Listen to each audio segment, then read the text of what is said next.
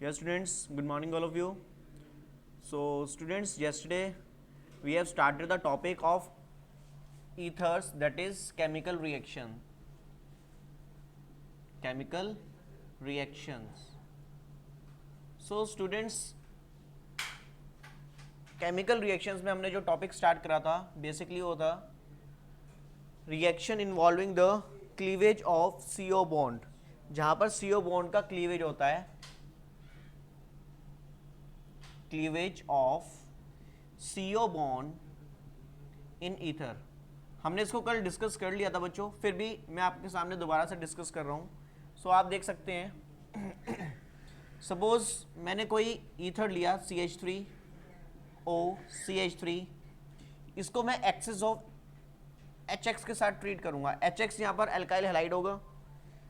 Access of alkyl halide की presence में क्यों कर रहा हूँ? क्योंकि मेरे को ड्रास्टिक कंडीशन चाहिए, क्योंकि जो ईथर्स होते हैं वो कम रिएक्टिव होते हैं, तो ethers are less reactive. That is why we generate the drastic condition, that is we produce excess of HI, या ये कह सकते हैं एक्सेस ऑफ HX। HI मतलब कि एल्काइल हैलाइड हो गया, आयोडाइड हो गया, मतलब कि एल्काइल क्लोराइड भी हो सकता है, एल्काइल ब्रोमाइड भी हो सकता है, एल्काइल आयोडाइड भी हो सकता है। तो हमने इसको इन जनरल लिख दिया HX।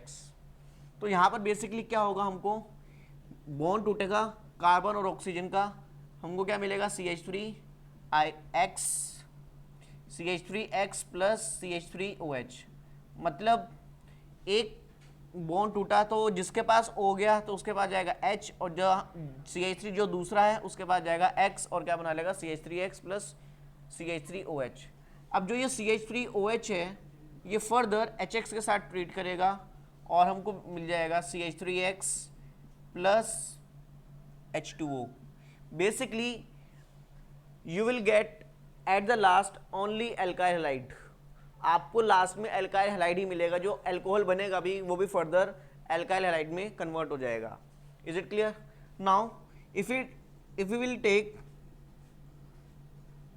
unsymmetrical ether, you can see that here in this alkyl group there are 2 carbon atom, and in this alkyl group there are 1 carbon atom. So यहाँ पर आप देख सकते हैं कि यहाँ पर स्टेरिक हिंड्रेंस ज़्यादा है इस कार्बन के ऊपर, और यहाँ पे स्टेरिक हिंड्रेंस बहुत कम है। तो अगर मैं इसमें HI के साथ HX के साथ ट्रीट करता हूँ, देन मेरे को क्या मिलेगा CH3I plus CH3CH2OH। It means iodide X। It means जो हैलाइड है वो पहले किस कार्बन के ऊपर अटैक करेगा? जहां पर स्टेरिक हिंड्रेंस कम होगा। इट मीन्स यहां पर SN2 मैकेनिज्म, यहां पर कौन सा मैकेनिज्म फॉलो होगा? SN2 mechanism. और आप जानते हैं SN2 मैकेनिज्म में हम स्टेरिक हिंड्रेंस देखते हैं।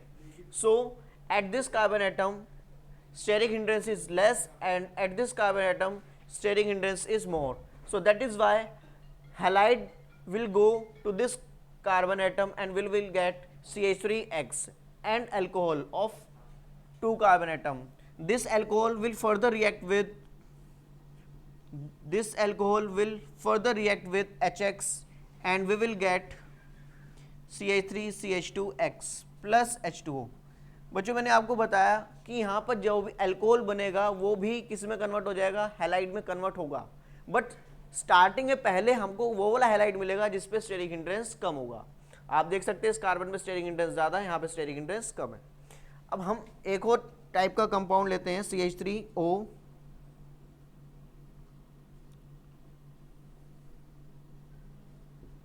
CH3O CH3। अगर मैं यहाँ पर HI को ट्रीट करता हूँ तो क्या होगा, या HX को ट्रीट करता हूँ कोई भी एल्काइल हैलाइड, तो क्या होगा? Basically we will get CH3C CH3 CH3I plus X plus CH3OH। आप देख सकते हैं यहाँ पर हमको एल्काइल हैलाइड कौन सा मिला? जो टर्शरी कार्बन, जिस एल्काइल ग्रुप के अंदर टर्शरी कार्बन है, मतलब कि जिस एल्काइल ग्रुप के अंदर टर्शरी कार्बन होगा हमको वो एल्काइल हैलाइड मिलेगा और दूसरा वाला अल्कोहल मिलेगा। अब आप कहेंगे सर अभी तो आपने कहा कि जिसके ऊपर स्टेरिक हिंड्रेंस कम होगी वहाँ पर रिएक्शन फास्ट होगी, वहाँ पर रिएक्शन जल्दी होगी, यहाँ पर तो स्टेरिक हिंड्रेंस बहुत ज़्यादा है, सबसे ज़्यादा है, तो फिर भी हमको यहाँ पर हैलाइड क्यों अटैच हुआ? Basically as you know that the यहाँ पर जो बनेगा रिएक्शन के समय पर यहाँ पे बन जाएगा 3 degree carbocation, and you know that the 3 degree carbocation is more stable as compare to 2 degree and 3 degree carbocation during the reaction. Actually ये जो रिएक्शन है ये क्या फॉलो करेगी? SN1 mechanism. और आप लोग जानते हो SN1 मैकेनिज्म में हम क्या देखते हैं? Stability of carbocation. आप इसका मैकेनिज्म देख भी सकते हैं, एनसीईआरटी में आपको मिल जाएगा, ठीक है ना। यहाँ पर बेसिकली क्या होता है, जब हम एक ऐसा ईथर रिएक्ट करते हैं which contain alkyl 3 degree alkyl group, then we will get alkyl halide of 3 degree. हमको 3 डिग्री एल्काइल हैलाइड मिलेगा, मतलब कि यहाँ पर वो एल्काइल ग्रुप होगा जिसके पास 3 डिग्री कार्बन एटम होगा। Is it clear? तो यहाँ पर इस तरह से होगा। अब देखिए यहाँ पर अगर मैं 2 डिग्री लेता हूँ या फिर 1 डिग्री लेता हूँ, तो ऑब्वियसली बात है कि हम वहाँ पर SN2 मैकेनिज्म को फॉलो करेंगे, मतलब कि नॉर्मल फॉलो होगा। But in case of 3 degree alkyl group, जिस इधर के अंदर 3 डिग्री एल्काइल ग्रुप होगा वहाँ पर SN1 मैकेनिज्म फॉलो होगा। Is it clear? अब आप देखते हैं आगे नेक्स्ट OCH3, ये है एनिसोल। सपोज इस एनिसोल के साथ में HI को ट्रीट करता हूँ, एल्काइल हैलाइड को, तो बेसिकली यहाँ पर हमको क्या मिलेगा? हमेशा फिनॉल मिलेगा और साथ में एल्काइल हैलाइड, मतलब कि यहाँ पर आयोडाइड यूज करा तो alkyl iodide. Why? Because as you know that this carbon oxygen bond acquire partial double bond character due to resonance. This carbon oxygen bond acquire partial double bond character due to resonance, therefore it is very difficult to break this carbon oxygen bond. ये carbon oxygen bond को तोड़ना बहुत मुश्किल है, क्योंकि यहाँ पर resonance की वजह से क्या आ जाएगा? पार्शियल डबल बॉन्ड कैरेक्टर आ जाएगा। तो जब ये बॉन्ड टूटेगा ही नहीं तो यहाँ पर हेलोजन आई नहीं की हेलोजन नहीं आ सकती, और यहाँ पर ये जो कार्बन ऑक्सीजन बॉन्ड है ये इजिली ब्रेक हो जाएगा। That's why this oxygen will get hydrogen and this CH3 will get iodine and we will get phenol and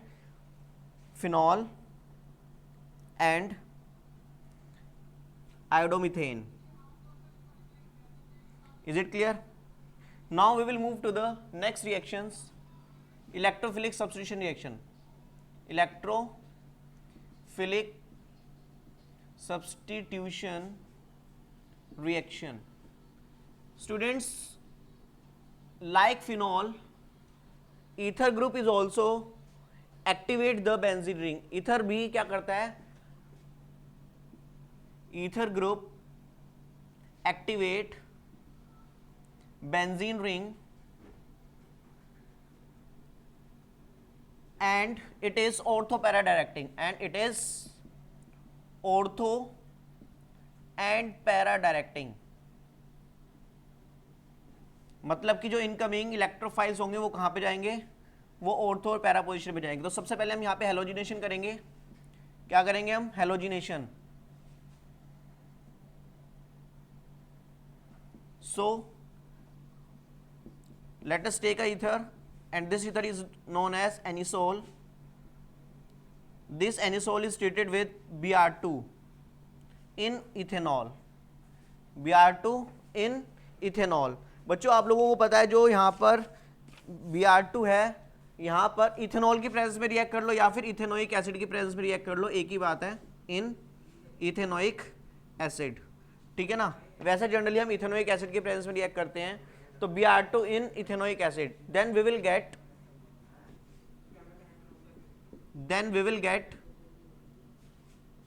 ortho para product, ortho para isomers. Next second reaction is nitration.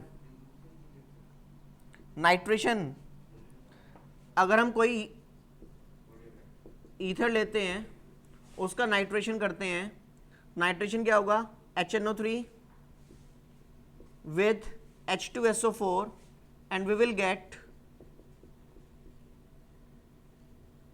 nitro group at ortho position and para position.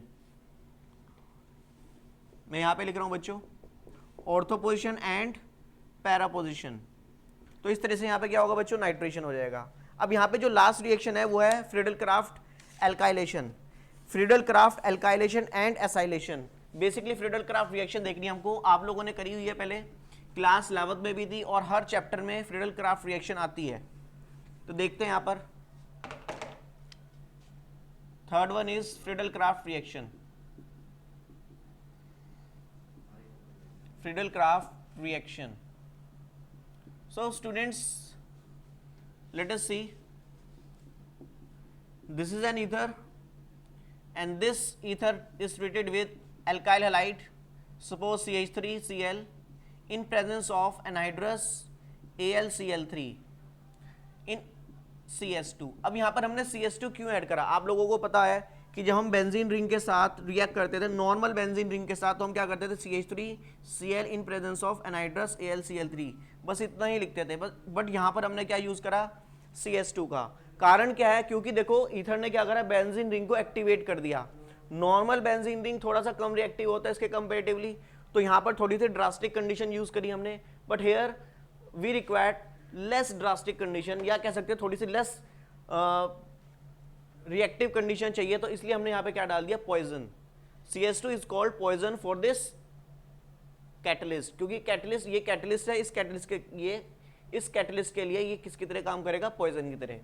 So let us see, and you know that it is ortho para directing, so we will get ortho isomer and para isomer. Similarly ये क्या था, alkylation. अब हम यहां पे करेंगे Friedel craft acylation. Basically acyl group add करेंगे, तो एसाइल ग्रुप कैसे ऐड करते हैं, CH3C double bond OCl in presence of anhydrous AlCl3। देखिए क्या होगा, जैसे यहाँ पे ऑर्थो और पैरा से हाइड्रोजन निकल कर क्या आ गया, CH3 आ गया, देखो H और Cl HCl निकल जाएगा, H और Cl HCl निकल जाएगा। सिमिलरली H और Cl HCl निकल जाएगा और CH3C double bond O ortho और पैरा पोजीशन में कनेक्ट हो जाएंगे और हमको ऑर्थो और पैरा आइसोमर मिलेगा।